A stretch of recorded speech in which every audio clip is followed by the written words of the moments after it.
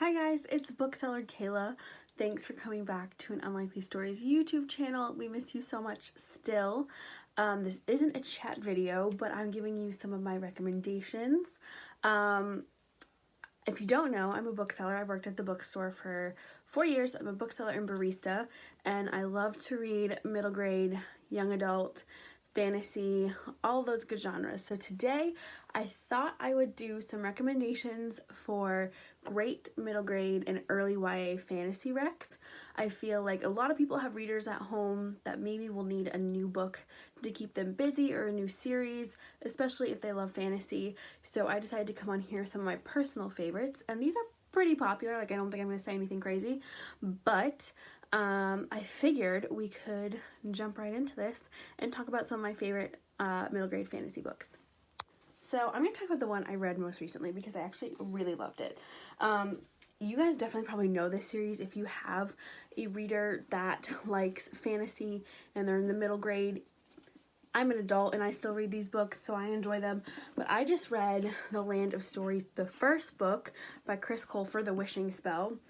And this book is about two twins, Alex and Connor, who are kind of going through a rough patch of their life.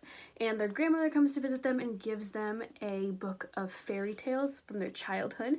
And then the book starts to glow, and they end up falling into the book of fairy tales, meeting all of their favorite characters, traveling to all their favorite storylands, and they have so much fun on this adventure. And it is just one of those books that will suck you in and make you feel like you're living in a fairy tale.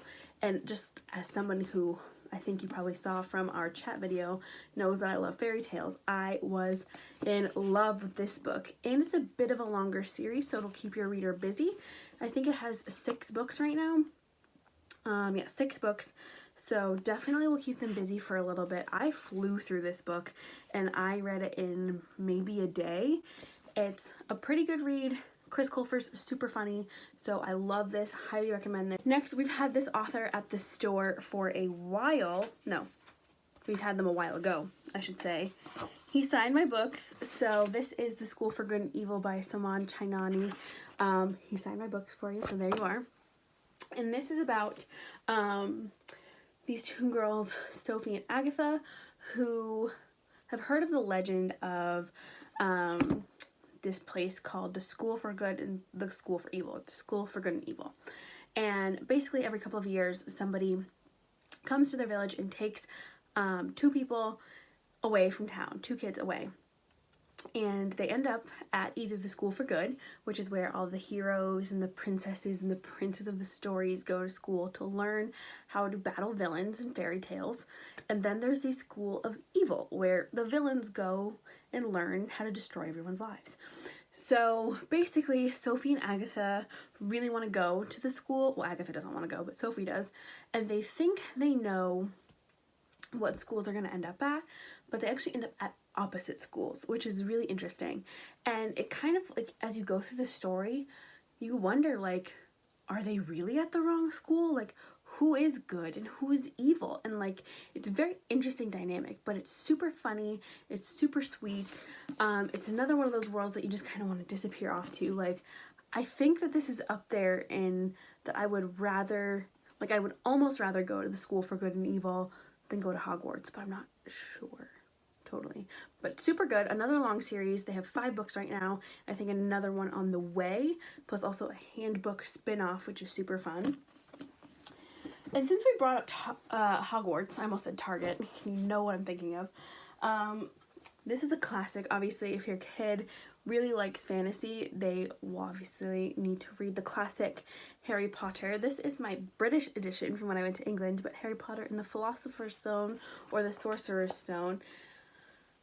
You know Harry Potter. Harry Potter's legend, legacy lives on before me. I don't have to talk about it too much, but these are super fun. These are my favorite rereads to do throughout the year. So even if maybe you or your kid has already read it, they need a good reread, I always go to Harry Potter. I read one of these books every single year. And it's such like a nostalgic and comforting story to reread again. So that was one of my recs also. Okay, this is a book that I read when I was a kid that I truly fell in love with. And if you liked Harry Potter, you will love this series. It actually came out before Harry Potter, and it's another British writer, but this is Midnight for Charlie Bone by Jenny Nimmo, and it's another magic school. It's another magic school within the magic system, and kids that have these magical talents and abilities. It's not all, spells and potions and stuff, but Charlie Bone can go into pictures. He can walk into pictures, he can talk to people in pictures, and they can talk back to him. So this is, I think, like a 15 book series, and it is so good. He goes on so many different adventures at Blor's Academy, where he studies and tries to master the sort of art that he has. But he solves mysteries, he goes on adventures, and these books came out so long ago, but this cover is so cool. It's got like a foil in it too, which is really awesome. And I haven't read these in so long, but I think this is also going to be another reread for me while we're in quarantine. But if you love Harry Potter, you love the concept of a magic school, all these special, spectacular kids, you're going to love Charlie Bone. Following along in classics, I was going to talk about the dear Sir Rick Riordan, but like Harry Potter, Percy Jackson's legacy lives on ahead of me. So I wanted to talk about some of his other books that are, I feel, a little bit unknown or a little bit underdog. Some of my favorites, though. This one actually isn't even by Rick Riordan, but it's part of the Rick Riordan Presents series. So this is Shah and the End of Time by Roshani Chokshi. And it's based on Indian mythology, and it is so cool. Oh my god. But I loved this book. As you can tell, these are all quotes and passages that I loved. So this is an Indian mythology. Basically, Shah is the daughter of, I think, the god of thunder, I want to say. But it follows along any regular Percy Jackson story, kind of that they meet the characters from these myths and these legends and go on to defeat them, go on all these adventures, all these challenges. But Aru is super witty and cool, and she makes jokes about Game of Thrones and things. It's so funny. But it's a great book and about such an interesting mythology that really will suck you in. But there are so many different veins of this Rick Riordan Presents, so I can really recommend anything by Rick Riordan or Rick Riordan Presents. They're great educational books, but also really fun to read. And that being said, there's another book.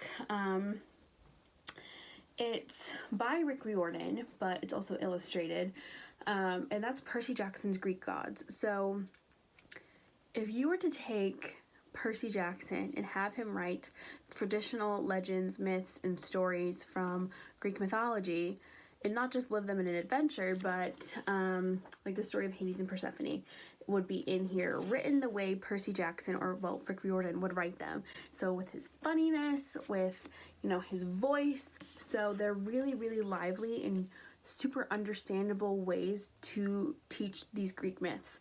So if your child or you, even I enjoyed these. I read these when I was 20. They have these really pretty illustrations in them. So if you want them to read something a little bit more educational, these are technically nonfiction. Well, not nonfiction, but they're the actual legends and myths from Greek mythology in a really accessible and presentable way for kids. So highly recommend. And I have one more book that I want to talk about, and this is one of the first books that I made me fall in love with reading, that I stayed up all night with a flashlight reading, and that is the Iron King series, or the Iron Fae series by Julie Kagawa. This is about this girl Megan, who her life is very normal and very average, and then all of a sudden it's very not, and magic is kind of sneaking into her life, and suddenly her best friend is not who she thought he was.